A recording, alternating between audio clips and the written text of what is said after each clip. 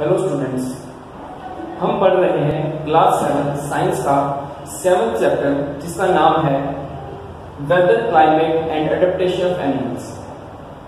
Weather और climate के बारे में हम लोग इस चैप्टर की पार्ट 1 वीडियो में पढ़ चुके हैं। तो आज हम पढ़ेंगे एडेप्टेशन के बारे में।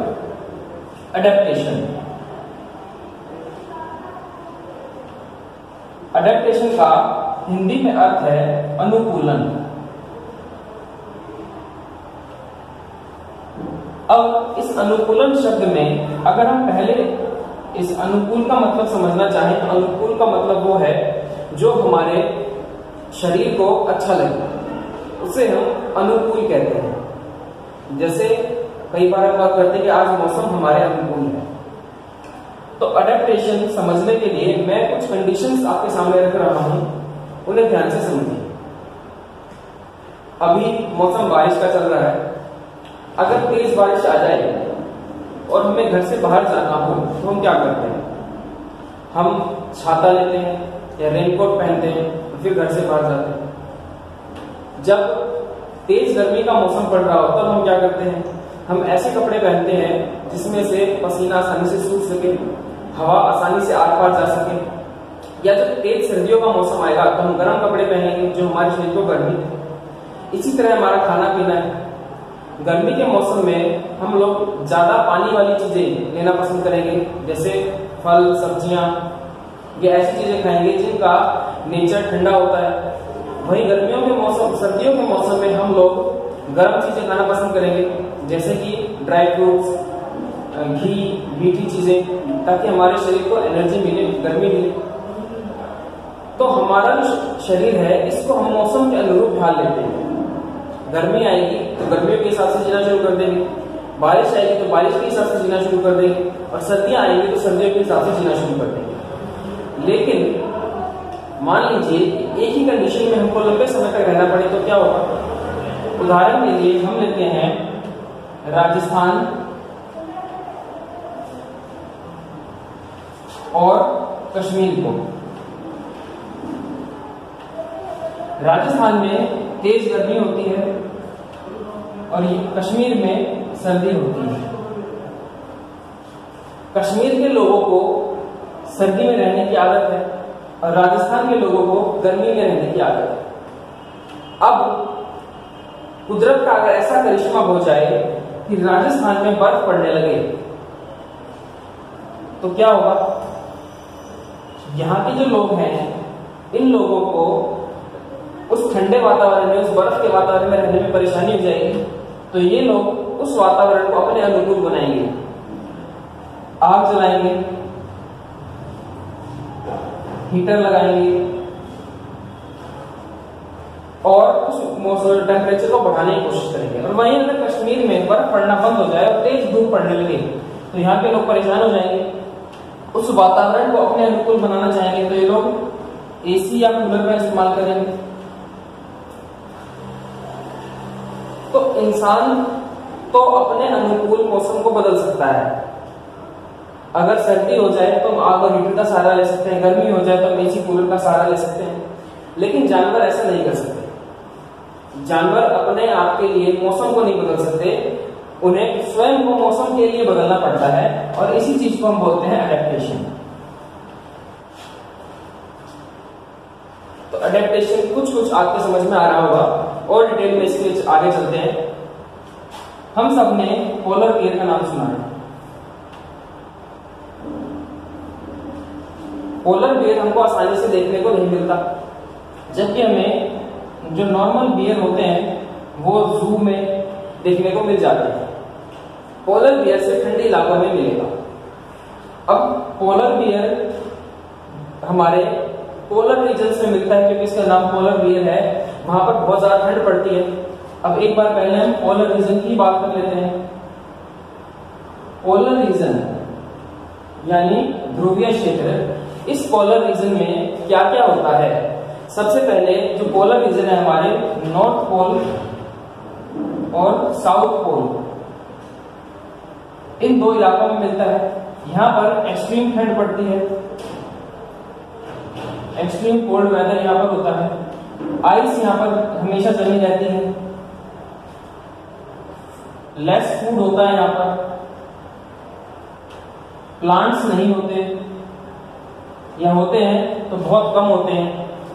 तो ये सब कंडीशंस होती हैं पोलर रीजन में। अब पोलर बियर को इसी एरिया में रहना है तो ये कैसे रहेगा?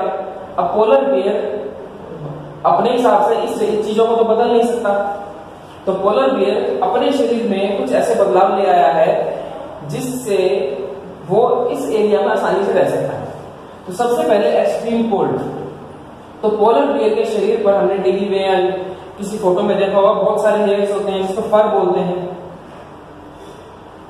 ये फर उसको ठंड से बचा लेते हैं। इसके अलावा इस फर के नीचे इसके अंदर फैट की लेयर होती है जिस वजह से काफी मोटा ही होता है, वो भी इसको ठंड से बचाई रखती है। दूसरा है आइस। तो आइस में ये नजर में ना आए किसी दूसरे की, यानी स्नो के नजर में ना आए, तो इसके लिए इसका कलर व्हाइट होता है, ये व्हाइट कलर का होता है। जबकि बाकी सारे जो पूरी दुनिया में मिलेंगे तो ब्लैक या ब्राउन होते हैं। तीसरा है वहां पर फूड कम है, तो फूड कम होने की वजह से पोलर बियर को ज्यादा मेहनत करनी पड़ती है अपना खाना ढूंढने में। तो इस वजह से जो इसकी स्मेलिंग सेंस होती है, स्मेल करने की शक्ति होती है, वो काफी ज्यादा होती है। ये आसानी से कई किलोमीटर दूर तक सूंघ सकता है और जब भी इसको थोड़े बहुत फूड की स्मेल आएगी ये आसानी से उसको सूंघता हुआ पहुंच जाएगा। और तीसरा प्लांट्स, तो क्योंकि ये पोलर बियर प्लांट्स वहां पर कम है तो पोलर बियर प्लांट्स खाता ही नहीं है, यानी प्लांट से इसका कोई लेना देना नहीं है। ये पूरी तरह से नॉन वेजिटेरियन होता है। जबकि बाकी जो बियर्स होते हैं वो ओमनीवोरस होते हैं, प्लांट्स भी खाते हैं और दूसरे एनिमल्स को भी खाते हैं, लेकिन ये पूरी तरह से कार्निवोर है। तो ये अपने शरीर के अंदर बाकी जितने भी बियर्स हैं, बाकी जितने भालू हैं, उनके मुकाबले अपने शरीर के अंदर कुछ बदलाव ले आया ताकि ये इस पोलर रीजन में रह सके। इसी को हम एडेप्टेशन बोलते हैं। अब ये जो एडेप्टेशन है उसका भी एक और एग्जांपल देखते हैं। उसके लिए हम लेते हैं ट्रॉपिकल रीजन को।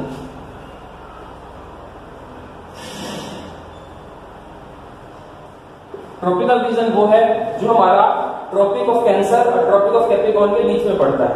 तो यहाँ क्या होता है, यहाँ पर बारिश ज्यादा होती है, काफी रेन यहाँ पर होती है, प्लांट्स बहुत ज्यादा होते हैं, और कहा जाए तो जंगल जो होते हैं ट्रॉपिकल रेन फॉरेस्ट बहुत ज्यादा गहरे जंगल होते हैं, बहुत घने जंगल होते हैं। टेम्परेचर यहाँ पर 15 से 40 डिग्री के बीच रहता है, यानी अच्छी खासी गर्मी यहाँ पर होती है। ह्यूमिडिटी यहाँ पर काफी होती है। फूड की यहाँ पर कोई कमी नहीं होती क्योंकि बारिश अच्छी है तो प्लांट्स अच्छे उगते हैं, और यहाँ पर बहुत सारे जानवर रहते हैं, तो यहाँ पर काफी सारे स्पीसीज हमको देखने को मिल जाती हैं। अब एग्जांपल लेते हैं हम एलिफेंट का। एलिफेंट ट्रॉपिकल रेन फॉरेस्ट में रहने वाला सबसे बड़ा जानवर है। तो ये इन जंगलों में कैसे सर्वाइव करता है, इसने अपने शरीर के अंदर ऐसे क्या डेवलपमेंट्स किए हैं, क्या स्पेसिफिकेशंस किए हैं कि वो इस रीजन में आसानी से रह सके। तो एलिफेंट को सबने जरूर देखा होगा। एलिफेंट का जो शरीर है काफी बड़ा होता है, ये भी हम जानते हैं, लेकिन उसकी स्किन काफी पतली होती है, उसकी स्किन पे हेयर नहीं होते, तो इसकी स्किन पर नो हेयर है, जिस वजह से रेन का इस पर कोई खास प्रभाव नहीं पड़ता। बारिश गिरेगी इसके शरीर से पानी बह जाएगा, बाल होंगे तो गीले नहीं होंगे। अब इसका शरीर बहुत ज्यादा बड़ा है तो इसको फूड भी ज्यादा चाहिए, और प्लांट्स की तो कोई कमी नहीं है, तो आसानी से इसको खाना मिल जाता है। अब टेम्परेचर यहाँ ज्यादा होता है तो हमने देखा उसके कान बहुत बड़े होते हैं, तो अपने कानों से ये अपने बॉडी टेम्परेचर को बनाए रखता है। एलिफेंट अपने कान हिलाता रहता है जिस वजह से इसका टेम्परेचर बना रहता है। ह्यूमिडिटी, तो ह्यूमिडिटी की वजह से इसकी स्किन काफी पतली होती है, तो आसानी से उस स्किन से पसीना निकल जाता है, इसलिए ह्यूमिडिटी का भी इस पर कुछ खास प्रभाव नहीं पड़ता। बाकी जानवरों से बचना है इसको, यहाँ पर बहुत सारे जानवर तो इसकी बिग बॉडी की वहां पर काम आती है। अब ये जो मोर प्लांट्स हमने यहाँ पर लिखा, ये मोर ज्यादा प्लांट होंगे तो पास पास भी होंगे वो, और एलिफेंट को चलने में दिक्कत आएगी, तो इस वजह से एलिफेंट के पास टस्क होते हैं। टस्क यानी बाहर वाले दांत, जिस वजह से ये अपने रास्ते में आने वाले पेड़ों को आसानी से गिरा देता है और कहीं भी आसानी से जा सकता है। इसके अलावा इसके पास ट्रंक है यानी इसकी सूंड, उसकी मदद से पानी पी सकता है, इसको झुकने की जरूरत नहीं है। ऊपर के पेड़ों से पत्ते तोड़कर खा सकता है और अपने दुश्मनों को भी दूर रख सकता है। तो ये कुछ एडेप्टेशंस कर ली एलिफेंट्स के अपने अंदर, ताकि वो इस ट्रॉपिकल रीजन में रह सके। अपने अंदर वो ऐसी डेवलपमेंट्स उसने कर ली। तो इस तरह सभी जानवर जो जिस एरिया में रहते हैं कुछ ना कुछ एडेप्टेशन अपने शरीर के अंदर कर लेते हैं, लेकिन कुछ ऐसे भी होते हैं जो एडेप्टेशन नहीं कर पाते, जैसे कि साइबेरियन क्रेन।